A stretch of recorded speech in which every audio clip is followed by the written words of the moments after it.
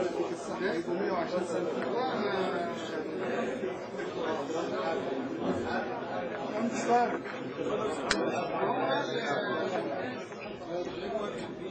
الو السلام عليكم.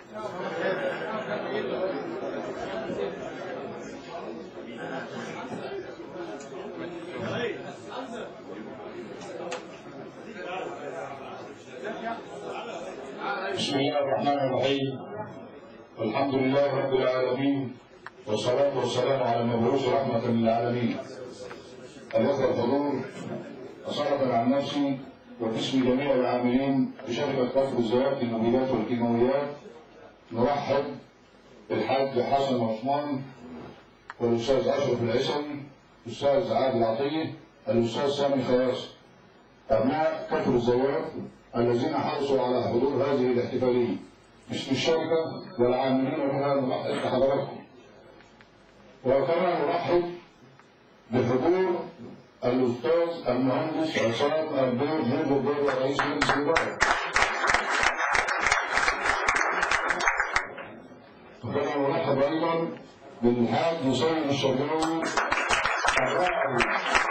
الراعي الحقيقي لأبناء هذه الشركة. الأخوة الحضور، نحن اليوم في هذه الاحتفالية نحتفي برجل عزيز على قلوبنا جميعا. عرفنا بالحب فعرفناه، بادرنا باحترام فتقبلناه، كم اتفقنا وكم اختلفنا، ولكن في النهاية أحببناه، أنا وهو الأستاذ محمد السيد القلاوي.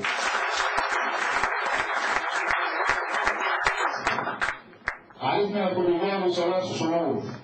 الصنف الأول رجل لا يعلم ويدعي أنه يعلم وأولئك هم الجهلاء. والصنف الثاني يعلم ويدعي أنه يعلم فأولئك هم العقلاء. أما الصنف الثالث لا يعلم ولا يدعي أنه يعلم فأولئك هم الحكماء.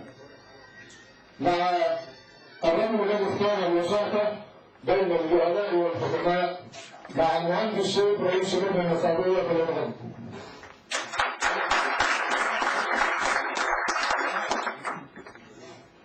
بسم الله الرحمن الرحيم. الصلاة والسلام على أشرف المرسلين. حي الأخوة اللي هم جايين بره الشركة وبقول لهم مواليد شركة كفر الزيات ولاية الكيماويات، وبحيي أخويا الأستاذ محمد السامي القلاوي. 10 سنين العمل النقابي، اختلفنا وخانقنا، ضربنا بعض وشتمنا بعض وحبينا بعض. أنا وهو كنا دايما عاملين زي اللي بتيجي الشكاس بيتخانقوا مع بعض على طول. برضه مش انا السبب ولا هو السبب، الفتنه هي السبب. انا بقول له الف الف يوم مبروك وربنا يوفقك ويسعدك ويكتب لك الحج ان شاء الله ويسعدك ويسعدك باحفادك. انا عارف ان الحفيد بتاعك جنبك اهوت ربنا يبارك لك فيه. وبدعي للزملاء كلهم ان شاء الله عقبالكم يا استاذ محمد، وكل حفلتكم كده حاضرها السيد الاستاذ رئيس مجلس الاداره عضو منتدب، ودي ثاني حفله في الشركه احضرها رئيس مجلس الاداره عضو منتدب. اتمنى جميع الحفلات اللي في الشركه يحضروا رئيس مجلس الاداره عضو منتدب. مش حفله الدكتور. الحفله الاولانيه حضرتها المرحوم الاستاذ الكبير الله يرحمه ويسامحه حافظ الموظف محمود كمال الدين، ودي ثاني حفله في نفس القاعه ديت حفله الاستاذ محمد القلاوي. بنتمنى من الاستاذ عصام ربنا يطول عمره ويبارك له انه جميع حفلات العمال اللي هيطلعوا معاش في المستقبل ان شاء الله يشرفنا فيها، لان حضوره طبعا بيدي دفعه لجميع عند الشركه. اتمنى للاستاذ محمد القلاوي السعاده والتوفيق. السلام عليكم ورحمه الله وبركاته. وقد كان للعقل صوت فللحكيم مقال. وحكيم هذا اللقاء هو المهندس عاطف عمار رئيس اتحاد المساهمين فليتفضل.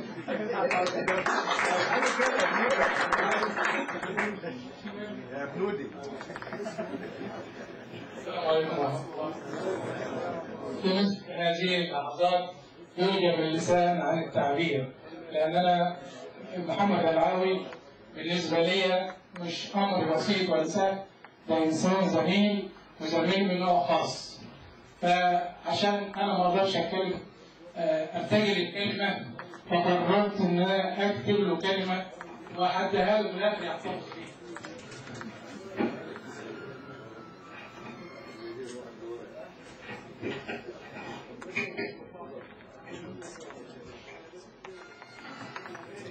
أخي العزيز محمد العاوي، الإخوة الأعزاء الحضور، بعد التحية، فإنني في هذه اللحظات العزيزة على نفسي تخالجني ذكريات عديدة، أحوال عنيفة، فاحتمال كبير أنكم لن تصدقوني إذا قلت لكم أن هذا الأخ العزيز على نفسي والصديق الحق لي بدأت صداقتي به وإعزازي له من رحم خصومة، حيث كنا في بداية عهدنا بهذه الشركة كفرسي رهان، لكل منا أسلوبه الشبابي الذي يريد أن يحيز به الدنيا وينتصر لمبادئه أيما كانت هذه المبادئ. وكنا لفترة غير قصيرة نصير في خطوط متوازية كان يحافظ على توازيها أناس سامحهم الله، منهم من قضى نحبه ومنهم من ينتظر، ولكن تشاء الأقدار أن نلتقي فيعرف منا كل منا معدن الآخر. واكتشفت أن هذا الإنسان عكس تماما ما كان يقال لي عنه. اكتشفته بريئا جسورا خفيف الظل لا يخشى في الحق لومة لائم، خدوما بكل إخلاص حتى وإن كان خارج نطاق الإطار التنظيم، يفضل صديقه أو زميله على نفسه، لا يخشى أن يقول ما يدور بخلله، يتمتع بنفس طيبة متسامحة إلى أبعد الحدود. عرفته لا يفكر ولا يطمع في مناصب، رغم أنني أعلم وأؤكد أنه أقوى نقابي أنجبته الشركة.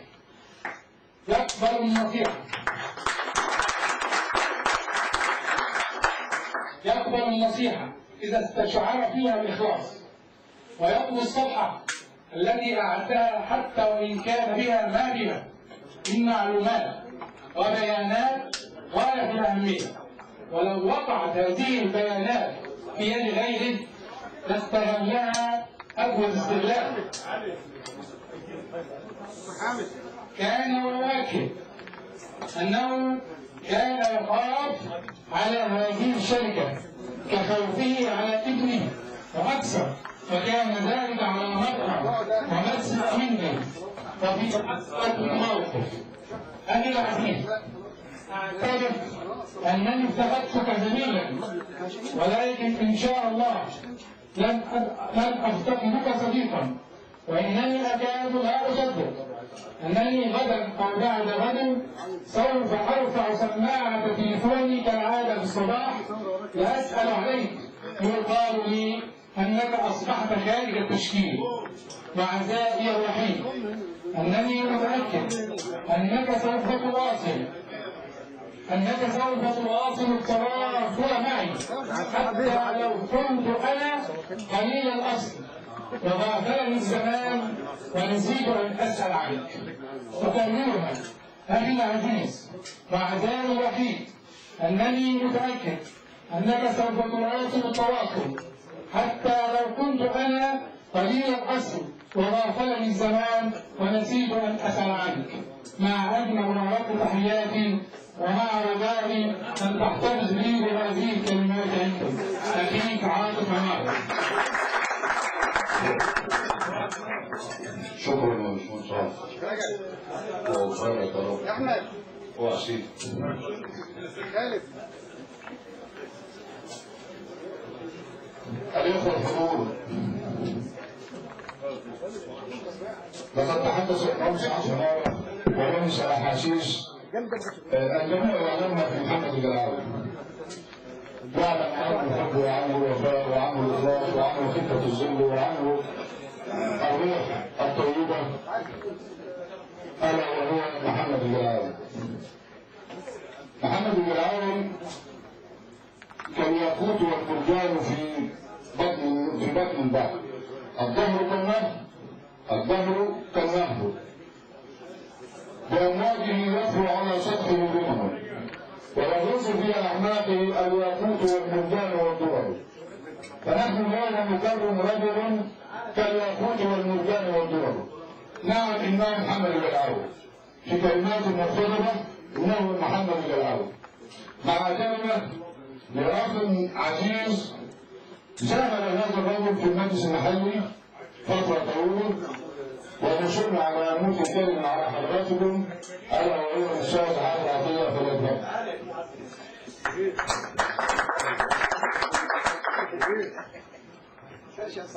السلام عليكم ورحمة الله. لما اتصل بي الأستاذ محمد من كام يوم يدعوني في هذا الحفل، افتكرت 6 سنين، هم عدوا بقالهم 5 سنين، يعني 11 سنة بدأت معرفتي بثلاثة من الناس فعلا أثروا في شخصيتي وفي تكويني الفكري. كان منهم حاج سيد والباشمهندس سيد والأستاذ محمد الجلعاوي. كانوا هم الثلاثة كانوا أعضاء مجلس محل المدينة، وكنت أنا من أصغر الأعضاء في الوقت ده، وبدأت أبص لهم وأتعلم منهم فعلا يعني إيه هو العمل الخدمي للبلد. أستاذ محمد بمواقفه الإنسانية وبأخلاقياته اللي إحنا كلنا عندنا فيه وبعباراته وبألفاظه الحنونة على الكبير والصغير. باشمهندس سيف بمواقفه اللي هي ما كانش يعترف عليها حد، كان حد جدا من الحق. حاج سيد السيد الشرقاوي الاب الكبير اللي كان بعقله بيوجهنا كلنا ب 24 اللي فيه مصلحه البلد كلها. فعلا كانت فتره يمكن اتعلمتوا فيها اللي ما اتعلمتوش كليه الحقوق، ما اتعلمتوش مراحل الدراسيه، ولا اتعلمتوا من عملي كمحامي في المحكمه. اتعلمت علاقات انسانيه من الاستاذ محمد الجلعاوي، اتعلمت انه بيتصل بالناس في ظروفهم، بيواسيهم، بيقف جنبيهم. فعلا اتعلمت من شخصيه الاستاذ محمد الجلعاوي ازاي الانسان يكون انسان، ويعني ايه الفرق بين الانسان وبين اي كائن تاني خلقه ربنا. اتعلمت من الاستاذ محمد الجلعاوي ان انا ارفع سماعه التليفون وما اخدش مكالمه لواحد مريض او لواحد في ظروف ما. علمني فعلا الاستاذ محمد الجلعاوي حاجات هتبني عليها ان شاء الله ربنا يقدرني لاخر زماني او اخر عهدي في الدنيا. الاستاذ محمد الجلعاوي معلم واخ كبير واخ فاضل، فعلا من الناس اللي مجرد تعاشرهم ولو لفتره قصيره يكتسب منك صفات، يكتسب منهم صفات حديده تاثر في شخصك وتاثر في عملك وفي منهجك. وقد يكون الامر يصل لان حد من الانسان بيغير اتجاهه في مسائل ياما. وبمجرد 20 الاستاذ محمد الجلعاوي انا اصريت ان انا اجي النهارده واقول كلمه وبارك له على مشواره الطويل اللي قضاه، بارك له على الناس اللي اتعلمت منه. ممكن يكونوا اصغر منه في السن، ممكن يكونوا قده، ممكن يكونوا اكبر منه، بس انا يعني ادعم ان كل اللي عاش محمد الجلعاوي مع احتفاظه بالرقم اخويا الكبير تمام، كل اللي عاش الاستاذ محمد تمام اتاثر بشخصيه الاستاذ محمد وتعلم من اخلاقياته وتعلم من حبه للخدمه، من حبه للناس، من علاقاته الانسانيه الجميله جدا اللي كلنا عرفناها فيه. انا بقول له شكرا استاذ محمد على اللي انت علمته لنا وبالتوفيق ان شاء الله، وشكرا للجميع واسف لله. شكرا استاذ عادل عطيه. والان مع رجل عاشر الجلعاوي احبه حبا عميقا، معلش يا استاذ صالح احمد مستعد مع الدكتور حامد النجار. انا مش هطول خلاص.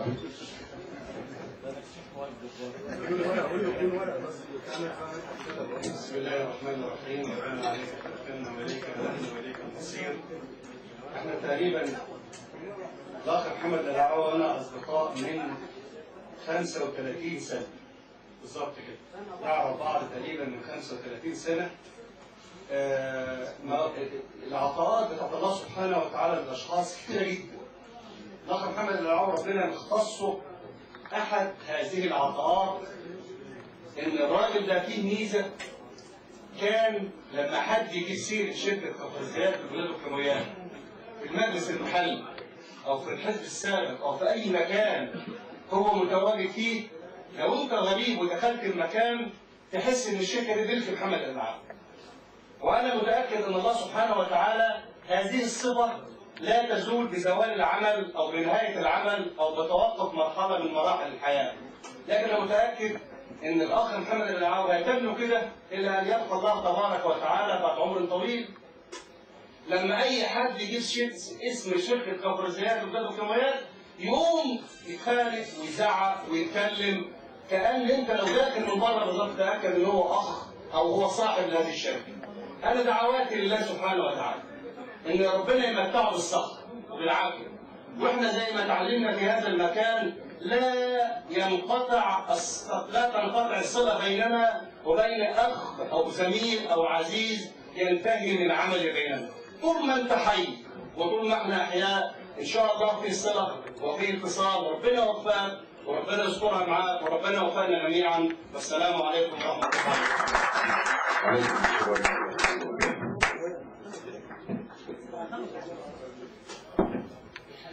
والآن مع كلمة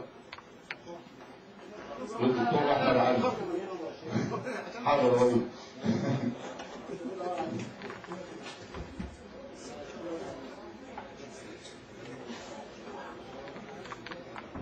بسم الله الرحمن الرحيم. انا يعني طبعا بيعز علينا الاستاذ محمد العلعاوي، مش هوفيه طبعا كفايه ان احنا نقول كجيل انا تحديدا اللي جايبين العظمى الموجوده من الشركه، عاشرناه تقريبا ما يقرب فوق ال 20 25 سنه، بقى 25 سنه.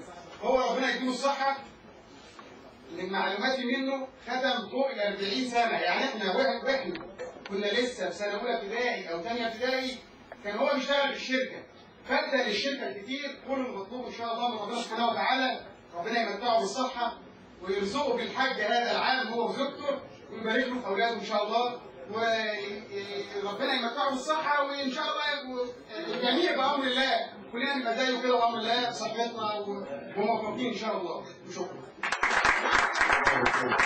إن شاء الله ربنا يديه الصحة ويطلع الدور الخامس. مع كلمة للسيد المهندس عصام عبود المجد الضابط نظرا لضيق وقته فليتفضل. خليك يا باشمهندس خليل.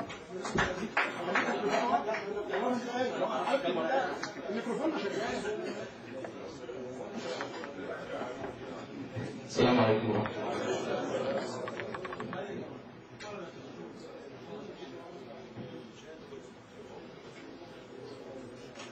قال أحد الصالحين: يا أولادي لا نحب بالكلام ولا باللسان بل بالعمل والحق.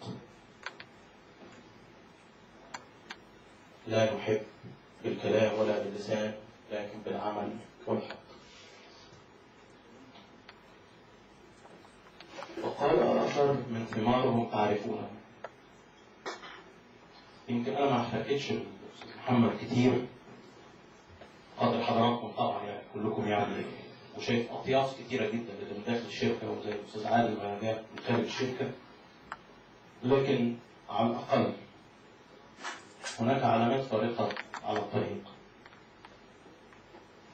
لما شفت الأستاذ خالد بما أصابه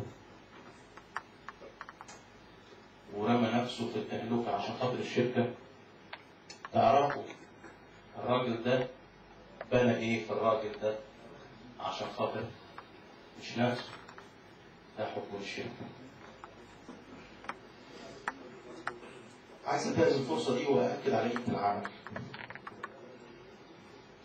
والأستاذ عادل قال تعبير أنا كاتبه يعني قبل ما هو يقول: يجعل الإنسان إنسان. وده اللي ربنا جل شأنه خلقنا عشانه.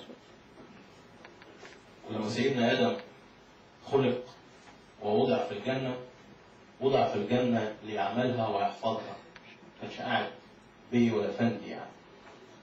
الله خلقنا لهذا العمل. ربنا خلقنا عشان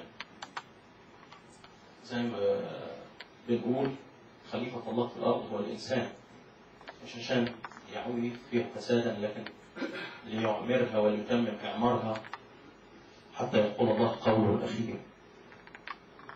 لكن وسط هذا العمل هناك قيمة رائعة أخرى وهي الحب. واللي أنا شايفه من محبتكم في التواجد في هذا المحفل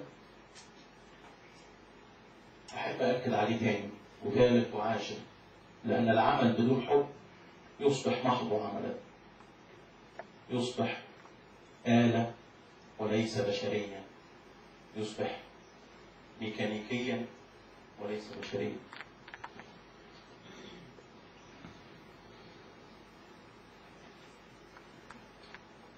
وده يخليني اتكلم او يؤدي بيا ان انا افكر في ان كل من يتوجه للعمل العام هو يضع في نفسه هذه النقطة، وهي حبه للآخر قبل نفسه. وده اللي بطالبه وبطالب بيه كل إخواتنا الموجودين هنا. يعني كل من يتصدى للعمل العام، يمكن لعلي لا أوديع سرا ولعلي لا يعني أكون قد اكتشفت نظرية جديدة، لكن أنا في تخيله كده وفي ضميري وفي إيماني إن كل من يتوجه للعمل العام هو يتوجه للآخر قبل نفسه. وأرجو إن إحنا كلنا يظل هذا في ذهننا، إن أنا كوني أصبحت نقابيا وكوني أصبحت عضوا في مركز المدينة أو زي ما الأستاذ عادل برضه يعني اسمحوا لي أقتبس منه، هو يتوجه للآخر يزيد من القيمة الإنسانية اللي هو ربنا شرفه بيها.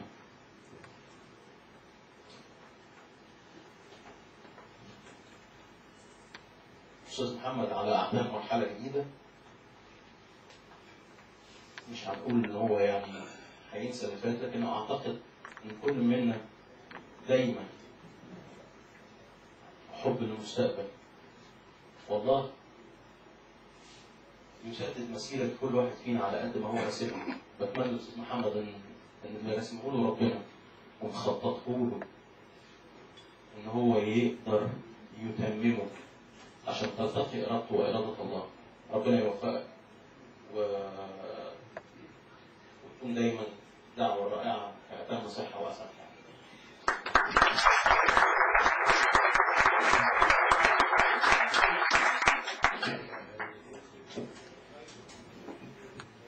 شكرا للسيد رئيس مجلس الإدارة على هذه الكلمات المختصرة المعبرة البالغة. والآن مع كلمة للأب الروحي لهذه الشركة الحاج سيد الشلال.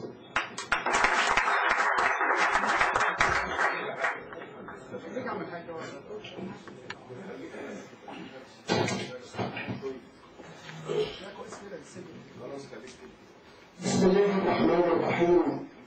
ربنا افتح بيننا وبين قومنا بالحق وأنت خير الفاتحين.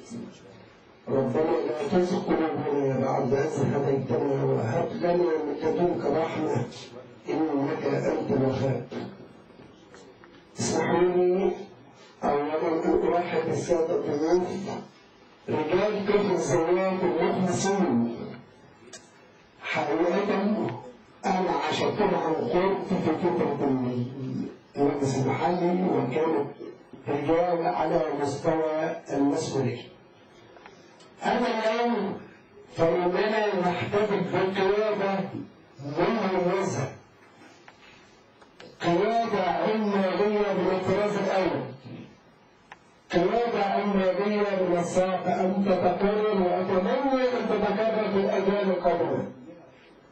رجل فعلا رقابي وغير رقابي، قيادة علمانية دائما أجد في كل المناسبات، أجد في المناسبات المفرحة وأجد في المناسبات المحزنة، لا يترك مناسبة لأي زميل سواء كان داخل هذه الشركة أو أي حد يمت بصيرة له إلا ما كانت محمد الألعاب موجود. محمد الألعاب شخصية ستظل بالرغم من بلوغه السن القانونية وبالرغم من تركه العمل في هذه الشركة، لكن سيظل اسمه محفورا في هذه الشركة، محفور مع كل زميل بما قدمه من محبة، من إخلاص، من تواصل مع الزملاء. فهو شخصية بحق، شخصية نظرة. احنا هنا يمكن أهم ما يميزنا من أي مكان بأننا كلنا أسرة واحدة، وإذا ما اختلفنا فاحنا بنختلف بالصالح العام، لكن بيربطنا أولا وأخيرا الحب. ودي ميزة يمكن الإسماعيلية شركة كفر الزيات للمبيدات والكيماويات، ربنا سبحانه وتعالى ما بيقحاش في عصر أبدا. يعني إحنا بنواجه أي ظروف بتمر بنتخطاها وبنتخطاها بنجاح وبنجاح باهر. سببه الحب منه. كلنا بنحب بعض. كلنا ليه رأي. كلنا بنختلف مع بعض بس بنحب بعض.